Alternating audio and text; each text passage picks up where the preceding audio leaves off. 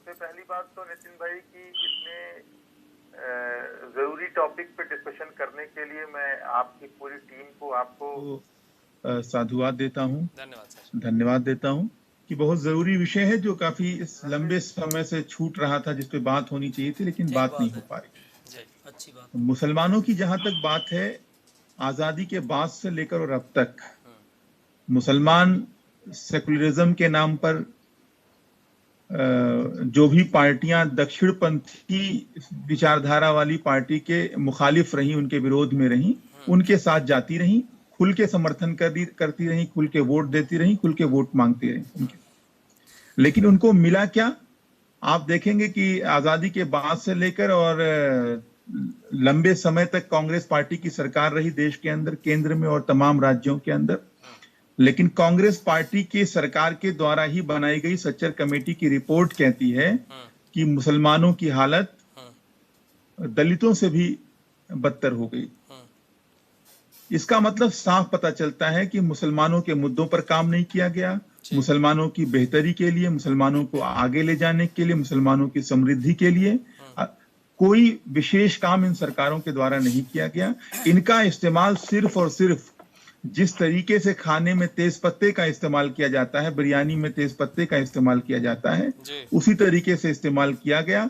जब वोट की हांडी चढ़ गई, खाना पक के तैयार हो गया, तो तेज पत्ता निकालकर फेंक दिया गया।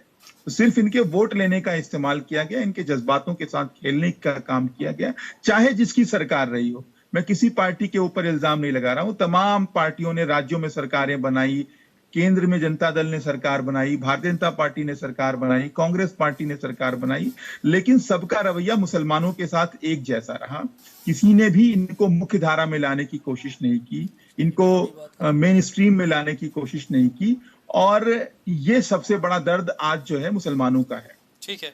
अच्छा, क्या आप लोगों के पास क्या कोई ऐसा एजेंडा या फिर कोई ऐसा तुर्क का पत्ता है जिस पर आप लोग बताना चाहेंगे कि हाँ, मुस्लिमों के लिए हम लोग कर सकते हैं? बिल्कुल उसी बात पे मैं आ रहा था। आज मुसलमानों की जो सबसे बड़ी समस्या आप देख रहे हैं कि शिक्षा के मामले में मुसलमान सबसे पिछड़े हुए हैं। हम पहले दिन से ये बात कह रहे हैं, अगर बिना किसी भेदभाव के अगर हम अच्छे स्कूल बनाना शुरू कर दें और ये सुनिश्चित करना शुरू कर दें कि समाज के हर तबके का बच्चा उन स्कूलों में पढ़े और फ्री में शिक्षा हासिल करें, और आगे के लिए उसके लिए हम सारी व्यवस्थाएं करते जाएं। स्वास्थ्य की सेवाएं सबके लिए, हम जिस तरीके से हम दिल्ली में अगर मोहल्ला क्लिनिक हमने बनाए हैं, तो हमने अगर मेजॉरिटी वाले क्षेत्रों में बनाए हैं तो हमने माइनॉरिटी वाले क्षेत्रों में भी बनाए हैं। आज मोहल्ला क्लिनिक का फायदा सबको मिल रहा है। आज अच्छे दिल्ली में जो अगर हमने अच्छे विश्वस्तरीय स्कूल बनाए, उसका फायदा सबको मिल रहा है।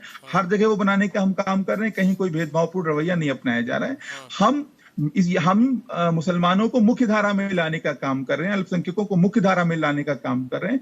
सबको साथ ले चलने की जरूरत है। जितनी स्कीम्स बनाई जाए उसमें यह बात सुनिश्चित की जाए कि समाज के हर वर्ग को इसका फायदा मिलना चाहिए। जैसे दिल्ली के अंदर हो रहा है, अगर आज बिजली हम फ्री दे रहे हैं तो उसमें किसी भी प्रकार का कोई विभेद नहीं किया जा रहा है, कोई भेदभाव नहीं किया जा रहा है। सबको बिजली फ्री मिल रही है।